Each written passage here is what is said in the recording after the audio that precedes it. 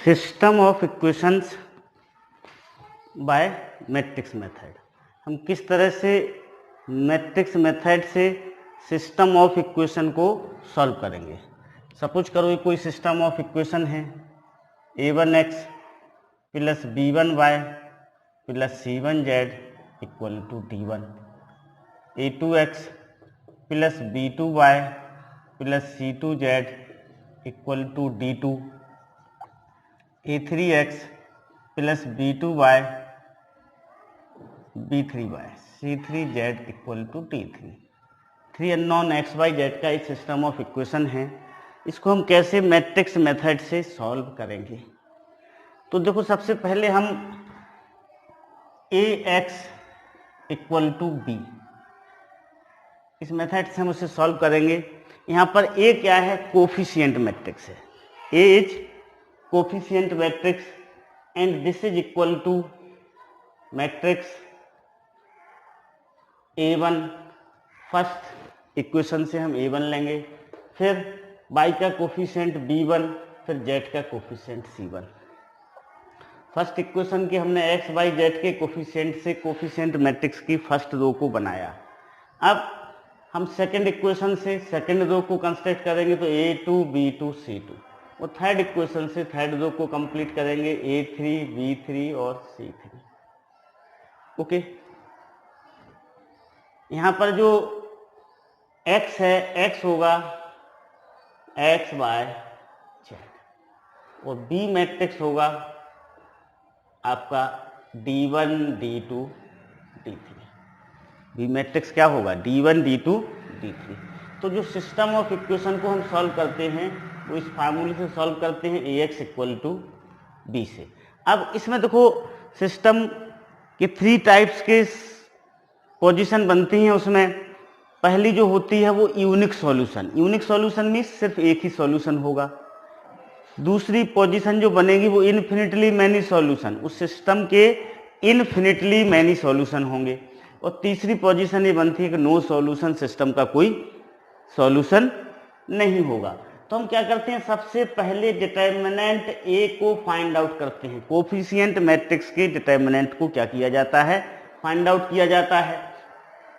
उससे if determinant A is not equal to 0, determinant A is not equal to 0 means A is non singular. A कैसा हो? Non singular हो। जब determinant matrix का 0 नहीं आता है तो वो नॉन सिंगुलर मैट्रिक्स कहलाता है। तो सॉल्यूशन कैसा होगा? यूनिक सॉल्यूशन होगा। Solution is unique.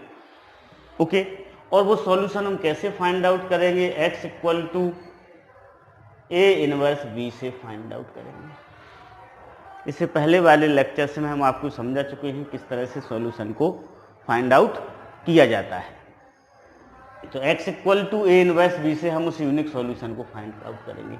अब जो नेक्स्ट कंडीशन बनती है, सपोज करो कि डिटर्मिनेंट 0 के इक्वल आता है। किसके इक्वल आता है? डिटर्मिनेंट 0 के इक्वल। ओके, तो that is a singular matrix. जब किसी मैट्रिक्स का डिटर्मिनेंट 0 होता है तो हम उसे सिंगुलर मैट्रिक्स बोलते हैं। क्या बोलते हैं? सिंगुलर मैट्रिक्स बोला जाता है। अब इस केस में हम क्या करते हैं? Find adjoint A into B. Adjoint A into B को क्या किया जाता है? फाइंड आउट किया जाता है। If adjoint A into B is not equal to 0 then there is no solution. System का कोई सॉल्यूशन नहीं होगा। और सिस्टम कैसा होगा? इनकंसिस्टेंट होगा। देखो, जब सिस्टम का कोई सॉल्यूशन नहीं होता है तो हम बोलते हैं सिस्टम कैसा है? इनकंसिस्टेंट है। सिस्टम का कोई ना कोई सॉल्यूशन हो तो वो कंसिस्टेंट कहलाता है। जैसे इसमें यूनिक सॉल्यूशन है तो कंसिस्टेंट केस में आएगा। किस में आएगा? कंसिस्टेंट। ओके, सिस्टम कैसा है? कंसिस्टेंट है। If adjoint A into B equal to 0 तो इन्फिनिटली मैनी सॉल्यूशंस होंगे। उसके बहुत सारे सॉल्यूशन होंगे, इन्फिनिटली मैनी सॉल्यूशन होंगे। तो कंसिस्टेंट किस में आएगा? ये कंसिस्टेंट में आएगा। Okay, understood. तो यदि हमें पता करना है कि कोई सिस्टम कंसिस्टेंट है कि इनकंसिस्टेंट है तो हम क्या करते हैं? सबसे पहले उस सिस्टम का कोफिशिएंट मैट्रिक्स बनाते हैं। उस कोफिशिएंट मैट्रिक्स के फिर डिटर्मिनेंट को हम क्या करते हैं? फाइंड आउट करते हैं। If value of determinant is not equal to 0, then system has unique solution. System में कैसे होंगे? यूनिक सॉल्यूशन होंगे, और वो unique solution x equal to a inverse b से हम क्या करेंगे? फाइंड आउट करेंगे। इफ डिटर्मिनेंट, अब डिटर्मिनेंट की वैल्यू सपोज करो 0 आती है तो दो कंडीशन बनेंगी। हमें क्या करना पड़ेगा? एडजॉइंट a इंटू बी का वैल्यू को फाइंड आउट करना पड़ेगा। If adjoint a into B is not equal to 0, then system has no solution. System का कोई सॉल्यूशन नहीं होगा, और सिस्टम कैसा होगा? इनकंसिस्टेंट होगा। And if adjoint a into B equal to 0 आता है तो सिस्टम का इन्फिनिटली मैनी सॉल्यूशन होंगे। Okay, understood. Of infinitely many solutions को हम कैसे फाइंड आउट करते हैं? हम किसी x y z में से किसी एक वेरिएबल को z ले लेंगे। z दैट इज z को सपोज करो हमने k मान लिया। अब हमारा जो किन्हीं भी दो इक्वेशन को लेके हम x और y की वैल्यू को क्या कर लेंगे? फाइंड आउट कर लेंगे। किसके टर्म्स में? k के टर्म्स में। तो z की वैल्यू को हमने k लिया, x और y की वैल्यू भी k के टर्म्स में आएगी। अब k की जगह हम कोई भी नंबर रखने पर, कोई भी इंटीजर रखने पर हमें क्या? इन्फिनिटली मैनी सॉल्यूशंस मिलेंगे। इन्फिनिटली मैनी सॉल्यूशंस मिलेंगे। ओके, तो सबसे पहले हम कोफिशिएंट मैट्रिक्स को बनाएंगे। कोफिशिएंट मैट्रिक्स कैसे बनाया जाता है आपको पता ही है। पहला इक्वेशन लिया, पहले इक्वेशन से हम एक्स वाई जेड के कोफिशिएंट लेंगे तो वो हमें फर्स्ट रो मिल जाएगा कोफिशिएंट मैट्रिक्स का।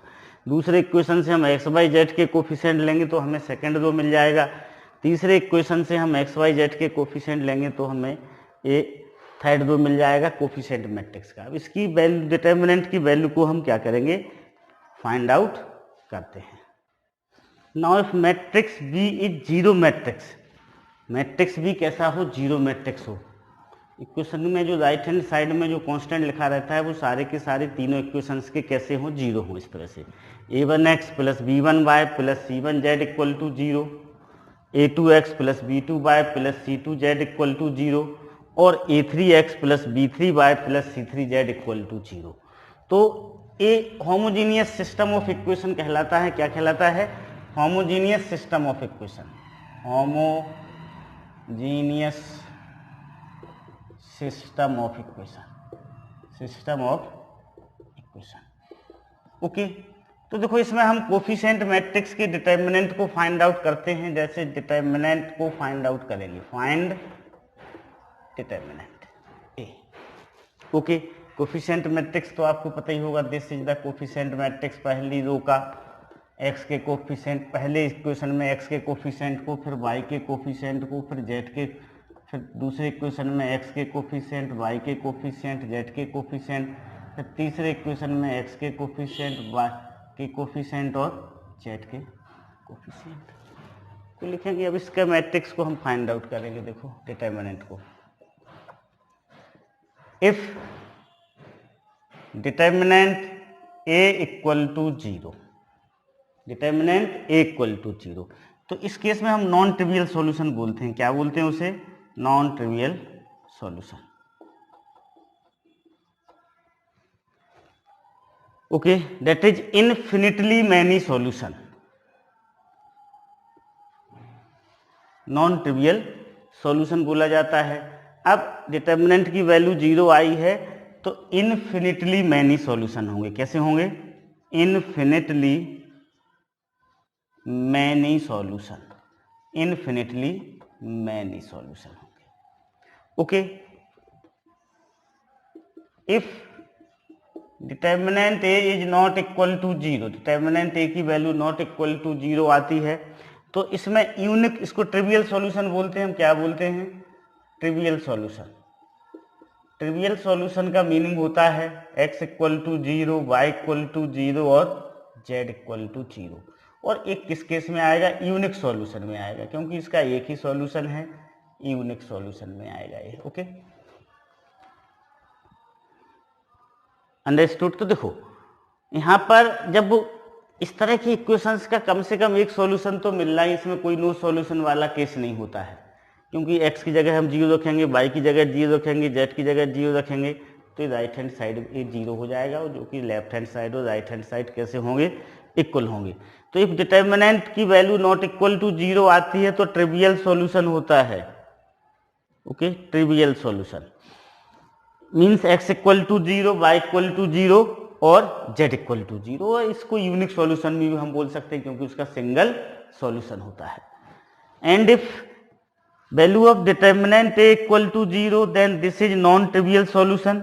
और हम इसको इन्फिनिटली मैनी सॉल्यूशन होते हैं इसके, ठीक ना, इन्फिनिटली मैनी सॉल्यूशंस आप लोगों को मिलेंगे।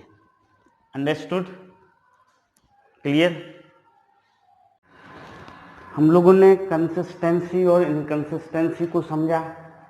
अब हम कुछ एग्जाम्पल्स को सॉल्व करते हैं कि किस तरह से इनका एग्जाम्पल्स में यूज करेंगे, न्यूमेरिकल्स प्रॉब्लम में यूज करते हैं। तो एक क्वेश्चन नंबर 11 है 3x minus 2y equal to 5, 6x minus 4y equal to 9। हमें इसकी कंसिस्टेंसी को चेक करना है। कंसिस्टेंसी को हमें इसकी चेक करना है कि वो कंसिस्टेंट है या इनकंसिस्टेंट है, ठीक ना। तो सबसे पहले हम क्या करेंगे, डिटर्मिनेंट को फाइंड आउट करेंगे। मैट्रिक्स के डिटर्मिनेंट को हम कोफिशिएंट मैट्रिक्स बनाएंगे, उसके डिटर्मिनेंट को फाइंड आउट करेंगे।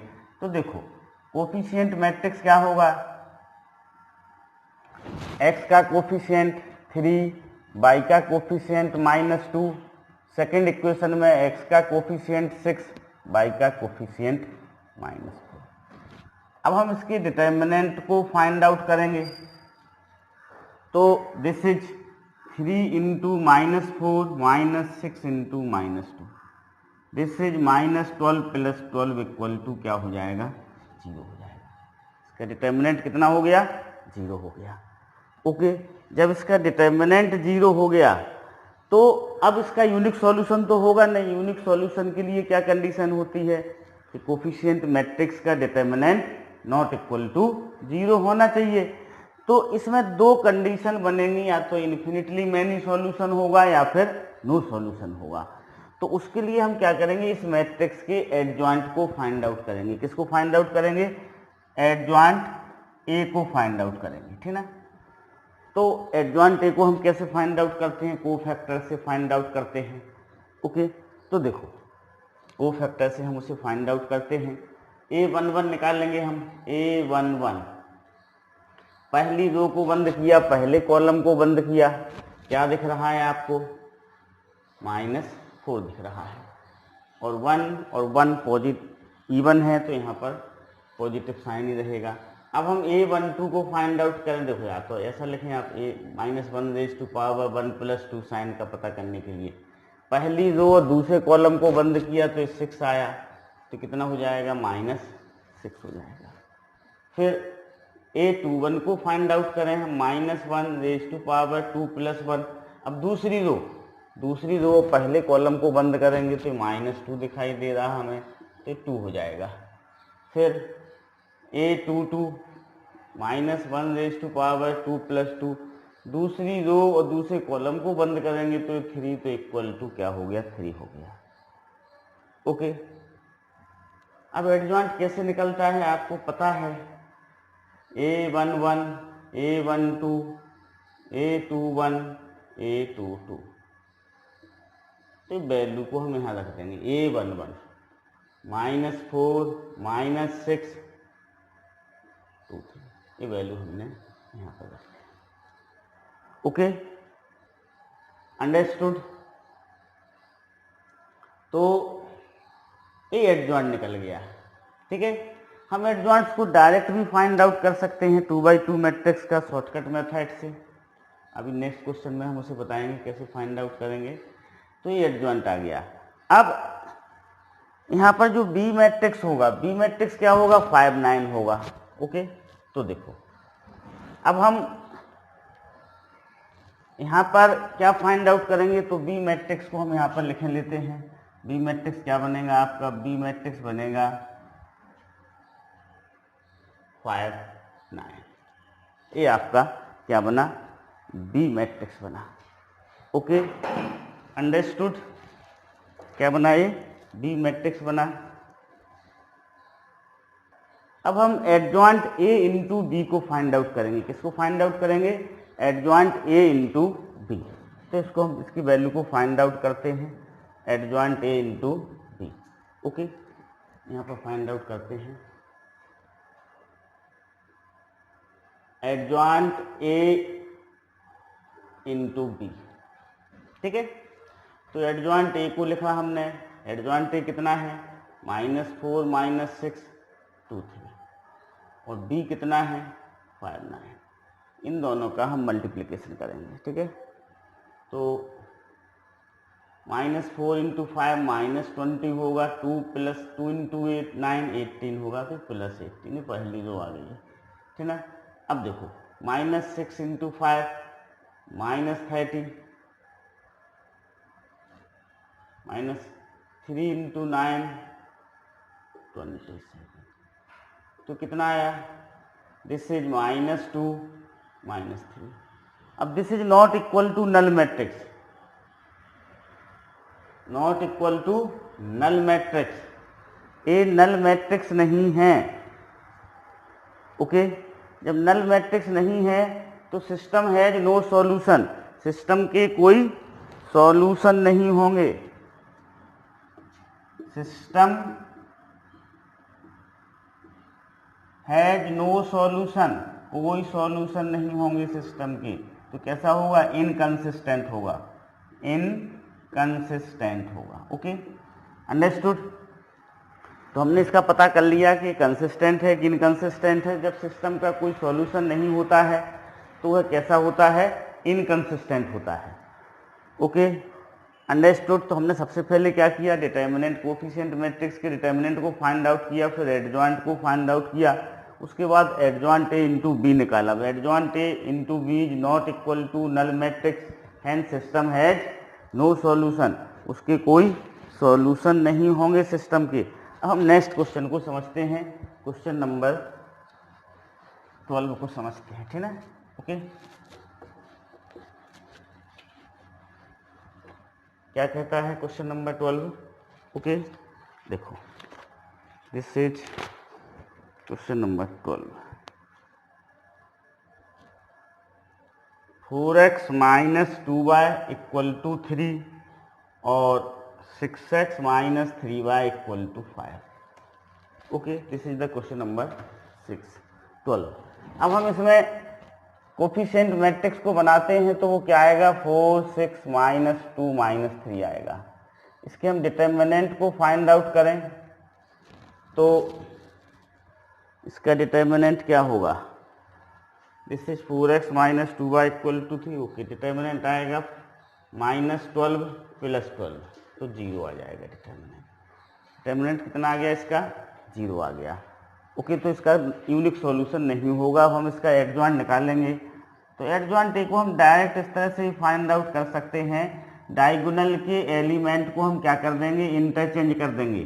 तो क्या हो जाएगा? ये -3 और 4 हो जाएगा, और बाकी एलिमेंट के साइन चेंज कर देंगे। तो -6 प्लस है तो -6 हो जाएगा, 2 हो जाएगा। तो शॉर्टकट में हम इस तरह से एडजॉइंट ए को फाइंड आउट कर सकते हैं। कैसे फाइंड आउट करेंगे? डायगोनल के एलिमेंट को इंटरचेंज करेंगे। तो ये क्या हो जाएगा? ये -3 और 4 हो जाएगा। बाकी जो 2 एलिमेंट बचते हैं तो उनके साइन को चेंज कर देंगे। तो प्लस है तो माइनस कर देंगे, माइनस है तो प्लस करेंगे। 2/2 के लिए लागू होता है। 2/2 का कोई मैट्रिक्स है तो उसके लिए लागू होता है। अब हम एडजॉइंट ए इंटू बी को फाइंड आउट करें। एडजॉइंट ए इंटू बी, ठीक है। तो एडजॉइंट ए इज गिवन -3 - 6 2 4। अब आपको पता है बी क्या बनेगा? 3 5 बनेगा। तो ये 3 5, इसका हम मल्टीप्लिकेशन किए लेते हैं। -3 का 3 से करेंगे तो -9 आएगा, 2 का 5 से करेंगे तो ये 10 आएगा। फिर -6 का 3 से करेंगे तो -18 होगा, 4 का 5 से करेंगे तो 20 होगा। So this is 1 2 not equal to null matrix. Null matrix, null matrix नहीं है, नॉट नल मैट्रिक्स। तो system has no solution, system has no solution, system का कोई सॉल्यूशन नहीं होगा। कैसा होगा? इनकंसिस्टेंट होगा। जब सॉल्यूशन नहीं होता है तो कैसा होता है? इनकंसिस्टेंट होता है। ओके, क्वेश्चन नंबर 13, हम 13 को देखते हैं। 13 में क्या दिया हुआ है, x प्लस 5/3 दिया हुआ है और 2x प्लस 10/6 दिया हुआ है। कोफिशिएंट मैट्रिक्स को हम बनाते हैं तो क्या होगा, 1 5 2 10। इसकी डिटर्मिनेंट की वैल्यू फाइंड आउट करते हैं तो 10 माइनस 10 इक्वल टू 0 आ गया। ठीक है, अब हम इसके एडजॉइंट ए को फाइंड आउट करेंगे तो हम शॉर्ट में फाइंड आउट किए लेते हैं। 10 1 माइनस 2 माइनस 5। क्या किया हमने, डायगोनल के एलिमेंट को इंटरचेंज किया और बाकी एलिमेंट के साइन चेंज कर दिए। ठीक है, ओके, अंडरस्टूड, क्लियर। तो अब हम क्या निकालेंगे, एडजॉइंट ए इंटू बी को फाइंड आउट करेंगे। किसको फाइंड आउट करेंगे, एडजॉइंट ए इंटू बी को फाइंड आउट करते हैं। इसको हम यहाँ पर फाइंड आउट करते हैं तो इतना खत्म हो गया। अब देखो, adjoint A into B, so this is 10 minus 5 minus 2 1। B क्या हो जाएगा, 3 6। इसका मल्टीप्लिकेशन हम करेंगे तो 10 3 जा 30 और ये माइनस 5 प्लस 6 माइनस 30, फिर minus 2 into 6 minus 6, 1 into 6 plus 6। तो क्या आ गया, नल मैट्रिक्स आ गया। क्या आ गया, नल मैट्रिक्स। ओके, अब नल मैट्रिक्स आ गया तो इसके इन्फिनिटली मैनी सॉल्यूशन होंगे। Okay, so system has infinitely many solution. System has infinitely many solution. कैसे होंगे, इन्फिनिटली मैनी सॉल्यूशन होंगे। तो कंसिस्टेंट होगा। कैसा होगा, जब कोई ना कोई सॉल्यूशन होता है तो सिस्टम कैसा होता है, कंसिस्टेंट होता है। तो क्या आ जाएगा अपना आंसर, कंसिस्टेंस हो जाएगा। ओके, अब यदि हमें इसके सॉल्यूशन को फाइंड आउट करना है, जब इन्फिनिटली मैनी सॉल्यूशन है, हम इसके सॉल्यूशन को फाइंड आउट करना चाहते हैं तो देखो किस तरह से सॉल्यूशन को हम फाइंड आउट करेंगे, उसको हम लोग समझते हैं। ठीक है, देखो, तो हम क्या करेंगे, बाई को के सपोज कर लेंगे। लेट बाई इक्वल टू के, तो सिस्टम बन जाएगा x प्लस 5 के इक्वल टू 3 और 2x प्लस 10 के इक्वल टू 6। अब इस वाले इक्वेशन से हम x की वैल्यू को फाइंड करेंगे तो x इक्वल टू क्या आ जाएगा, 3 माइनस 5 के होगा। इससे भी हम दूसरे वाले इक्वेशन से भी x की वैल्यू फाइंड आउट करेंगे तो वो भी यही होगी। अब देखो, यहाँ पर y इक्वल टू के हो गया तो अपना सॉल्यूशन क्या हो जाएगा, सॉल्यूशन होगा y इक्वल टू के और x इक्वल टू 3 माइनस 5 के। अब हम k की वैल्यू को कोई भी रियल नंबर रखेंगे तो हमें इन्फिनिटली मैनी सॉल्यूशन मिलेंगे। मान लो हम y की जगह 1 रखते हैं, k की जगह 1 रखते हैं तो y की वैल्यू 1 हो जाएगी, x की वैल्यू -2 हो जाएगी। इस तरह से हम वैल्यू को पलटते जाएंगे, कोई भी रियल नंबर रखेंगे तो हमें इन्फिनिटली मैनी सॉल्यूशन मिलेंगे। Okay, understood. अब देखो नेक्स्ट देखिएगा, हम आगे बढ़ते हैं नेक्स्ट क्वेश्चन की ओर। देखो,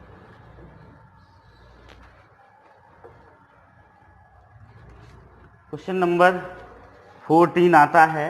ये 3/3 का ऑर्डर का सिस्टम है जिसमें 3 इक्वेशन से 3 वेरिएबल हैं। 3x minus y plus 2z equal to 3, 2x plus y plus 3z equal to 5 और x minus 2y minus z equal to 1। ये है आपका सिस्टम ऑफ इक्वेशन। तो देखो, इसके हम कोफिशिएंट मैट्रिक्स को फाइंड आउट करेंगे तो देखो ये क्या हो जाएगा, 2 3 minus 1 2, this is 2 1 3, this is 1 minus 2 minus 1। और बी जो मैट्रिक्स होगा, ठीक है, बी मैट्रिक्स क्या होगा, 3 5 1 होगा। सबसे पहले हम इसके डिटर्मिनेंट को फाइंड आउट करेंगे। तो इसकी डिटर्मिनेंट को हम फाइंड आउट करते हैं। डिटर्मिनेंट फर्स्ट रो से डायरेक्ट हम उसे क्या कर देंगे, एक्सपेंड कर देंगे। ठीक है, तो 3, इसको बंद किया, इसको बंद किया, ये कितना आया -1 + 6 होगा। ओके, -1। अब हम इसको बंद करेंगे, इसको बंद करेंगे तो क्या आएगा, -2 -3 आएगा, +2, इसको बंद किया, इसको बंद किया तो -4 -1। ओके, तो इससे हमें डिटर्मिनेंट की वैल्यू मिलेगी, ये 15 हो जाएगा, ये प्लस तो -5, ये -10 = 0 आ गई डिटर्मिनेंट की वैल्यू। अब डिटर्मिनेंट की वैल्यू 0 आ गई तो यूनिक सॉल्यूशन तो होगा नहीं। अब या तो इन्फिनिटली मैनी सॉल्यूशन होंगे या फिर नो सॉल्यूशन होंगे, उसके लिए हमें एडजॉइंट ए को फाइंड आउट करना पड़ेगा। तो एडजॉइंट ए को हम फाइंड आउट करते हैं, A11 फाइंड आउट करेंगे, A12 A13 इस तरह से फाइंड आउट करेंगे। तो A11 को हम फाइंड आउट करते हैं भैया, फर्स्ट रो को बंद किया, फर्स्ट कॉलम को बंद किया, तो हमें यहाँ पर क्या दिख रहा है, 1 -2 3 -1 हमें दिखाई दे रहा है। तो दिस इज क्या हो जाएगा, ये -1 + 6 = क्या होगा, 5 होगा। अब हम A12 को फाइंड आउट करें, -1 × 1 + 2 पावर दें, पहली रो और दूसरे कॉलम को हम बंद करेंगे तो हमें क्या दिखेगा, 2 1 और 3 -1 दिखेगा। ओके, तो ये वैल्यू क्या आएगी, -2 लगेगा ही, दिस इज -2 -3, तो इसकी वैल्यू भी क्या हो जाएगी, 5 हो जाएगी।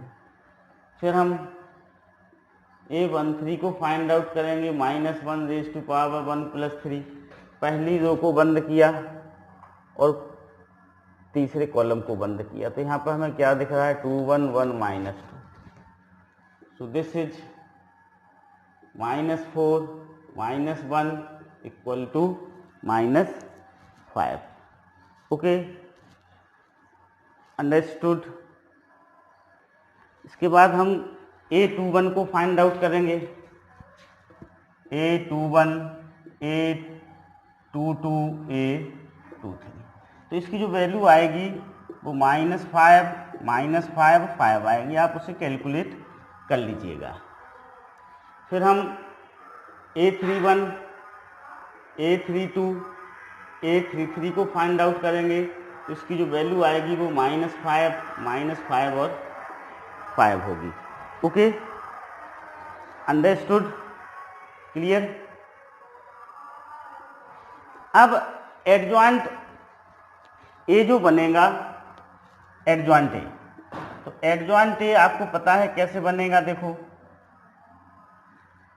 A11 A12 A13 जो पहले कॉलम में आएंगे, A11 A12 A13 किस में आएंगे, पहले कॉलम में आएंगे, तो 5 5 -5, A21 A22 A23 ये सेकंड कॉलम में आएंगे, तो -5 और 5, A31 A32 A33 किस में आएंगे, थर्ड कॉलम में आएंगे, -5 और 5, ये एडजॉइंट ए आ गया। अब हम एडजॉइंट ए इंटू बी को फाइंड आउट करेंगे, किसको फाइंड आउट करेंगे, एडजॉइंट ए इंटू बी को फाइंड आउट करेंगे। ओके, तो देखो adjoint A into B,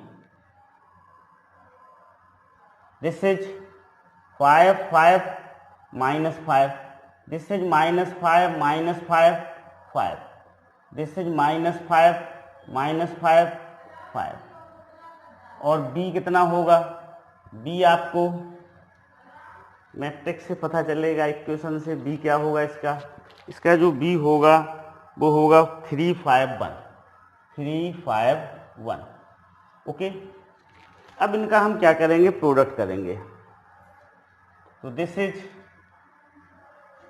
5 3 × 15 -5 plus into 5 -25 -5 × 1 -5। Okay, फिर 5 3 × ये भी 15 होगा, -5 × 5 -25 -5 × 1 -5, -5 × 3 -15, 5 × 5 25 + 5, so this is -15 और 15, this is not equal to null matrix, null matrix के इक्वल नहीं है, तो system has no solution, system का क्या होगा, नो सॉल्यूशन होगा। तो हम यहाँ पर लिखेंगे system has no solution, system का कोई सॉल्यूशन नहीं होगा, मीन्स इनकंसिस्टेंट होगा। कैसा होगा, इनकंसिस्टेंट होगा, सिस्टम इनकंसिस्टेंट होगा। तो इस तरह से हम इन क्वेश्चंस को क्या करते हैं, सॉल्व करते हैं। Okay okay, now question number 15। Question number 15 में आपको दिया हुआ है x plus y plus z equal to 6, x plus 2y plus 3z equal to 14, x plus 4y plus 7z equal to 30। तो हम पहले कोफिशिएंट मैट्रिक्स को बनाएंगे। फर्स्ट इक्वेशन से फर्स्ट रो बनेगी, सेकंड इक्वेशन से सेकंड रो बनेगी और थर्ड इक्वेशन से थर्ड रो बनेगी, ठीक ना। बी क्या हो जाएगा, 6, 14, 30 हो जाएगा ये। अब हम इसके डिटर्मिनेंट को फाइंड आउट करेंगे।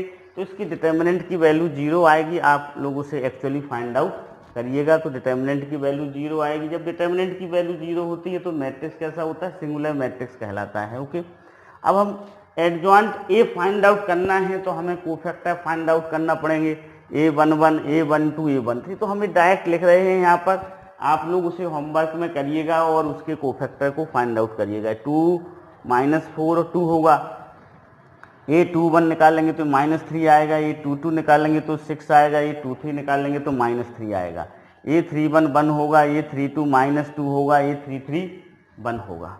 ओके, तो एडजॉइंट ए क्या होगा, 2 - 4 2 -3। ओके, यहाँ पर क्या आएगा, -3, 6 -3 होगा और 1 - 2 और 1 होगा। ओके, अब हम एडजॉइंट ए इंटू बी को फाइंड आउट करें। एडजॉइंट ए इंटू बी को हम फाइंड आउट करते हैं। तो हमने एडजॉइंट ए को लिखा 2 - 4 2, -3 6 -3 1 - 2 1, और बी को लिखा, बी कितना है यहाँ पर 6 14 और 30 है। अब इनका हम मल्टीप्लिकेशन करेंगे। तो देखो 2 × 6 12 होगा, ये -42 होगा, ये +30 होगा। फिर -4 × 6 करेंगे तो -24, 6 × 14 करेंगे +84 होगा। फिर इसका इससे इंटू करेंगे तो -60 होगा। Okay, understood, clear. अब इस 2 का 6 से इंटू करेंगे तो 12 आएगा, -3 का 14 से तो 42, 1 का 30 से सॉल्व करेंगे तो 0 आएगा, ये भी 0 आएगा, ये भी 0 आएगा। तो क्या आ गया, नल मैट्रिक्स आ गया। क्या आ गया, नल मैट्रिक्स।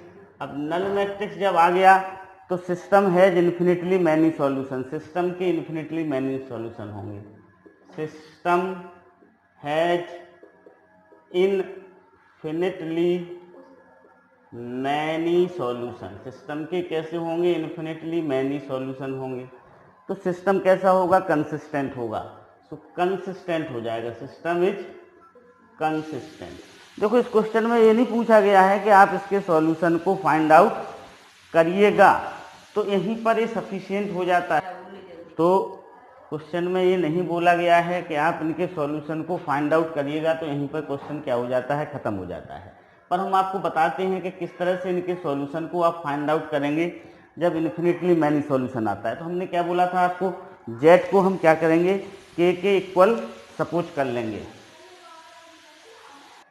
तो हम इसमें क्या करेंगे, जेड को के सपोज कर लेंगे। तो जेड इक्वल टू हमने क्या ले लिया, के ले लिया, लेट। अब जब जेड को हमने के सपोज किया तो इक्वेशन किस तरह से बनेंगे, x + y + k = 6, और दूसरा x + 2y + 3k = 14। किन्हीं भी दो इक्वेशंस में हम k की वैल्यू को पुट करेंगे, z इक्वल टू। अब इनको सॉल्व करके हम x y z की वैल्यू को फाइंड आउट करेंगे। तो जो x और y की जो वैल्यू आएगी वो k के टर्म्स में आएगी। आपका ये इक्वेशन इस तरह से बन जाएगा, x + y = 6 - k, this is x + 2y = 14 - 3k। अब हम इन दोनों इक्वेशंस को सॉल्व करके x और y की वैल्यू किस में निकालेंगे, k के टर्म में फाइंड आउट करेंगे। किस में फाइंड आउट करेंगे, के टर्म्स में फाइंड आउट करेंगे एक्स और वाई की वैल्यू को। ओके, तो आप चाहो तो मैट्रिक्स मेथड से कर सकते हो, कोफिशिएंट मैट्रिक्स बनाए इस तरह से सॉल्व कर सकते हो। तो इन दोनों को जब हम इन दोनों इक्वेशन को साइमल्टेनियसली सॉल्व करेंगे तो हमें एक्स और वाई की वैल्यू के टर्म्स में मिलेगी। तो वो इन्फिनिटली मैनी सॉल्यूशंस होंगे। के की हम वैल्यू पुट करेंगे, कोई भी इंटीजर पुट करेंगे, सपोज करो हम 1 पुट करेंगे तो हमें एक्स वाई जेड का एक सेट मिलेगा। के की जगह 2 पुट करेंगे तो दूसरा सेट मिलेगा। के की जगह हम 3 पुट करेंगे तो हमें तीसरा सेट मिलेगा। ओके, तो देखो हम इसको अभी डायरेक्टली फाइंड आउट करते हैं। माइनस करेंगे, माइनस माइनस, इधर भी हम माइनस ले लें, ठीक ना। तो माइनस करने पर यहाँ पर हम माइनस का साइन लगाते हैं तो ये माइनस हो जाएगा, ये माइनस हो जाएगा, ये माइनस से प्लस हो जाएगा। तो ये कितना बचेगा, माइनस वाई बचेगा। एक्स एक्स कैंसिल हो जाएगा, ये माइनस वाई बचा। इन दोनों को जब हम ऐड करेंगे तो 6 माइनस 14 और दिस इज माइनस के प्लस 3k। तो माइनस वाई इक्वल टू कितना होगा, माइनस 8 प्लस 2k। तो वाई इक्वल टू हो जाएगा आपका 8 माइनस 2k। कितना हो जाएगा, 8 माइनस 2k वाई की वैल्यू आ जाएगी। इसी तरह हम x की वैल्यू भी फाइंड आउट कर लेंगे। इसमें x की वैल्यू पुट करेंगे तो x वाई की वैल्यू पुट की हमने sir 8 minus 2k equal to 6 minus k। तो x की वैल्यू हो जाएगी -2 प्लस k। ओके, तो x की वैल्यू आ गई। तो इस तरह से हम उनको क्या कर सकते हैं, वैल्यू को फाइंड आउट कर सकते हैं इन्फिनिटली मैनी सॉल्यूशंस वाले केस में। ओके, नाउ क्वेश्चन नंबर 16, इसे आप लोग होमवर्क में करेंगे। हम थोड़ा हिंट दिए देते हैं। कोफिशिएंट मैट्रिक्स बनाएंगे, ए 2 माइनस 1 ए 3, ए 1 2 माइनस 1। यहाँ पर देखो x का कोई कोफिशिएंट नहीं है इसमें, तो ये 0 आएगा। ये 5 माइनस 5। बी मैट्रिक्स 1 2 3 हो जाएगा। डिटर्मिनेंट की वैल्यू निकाल लेंगे तो वो 0 आएगी। आप लोग उसे फाइंड आउट करिएगा होमवर्क में।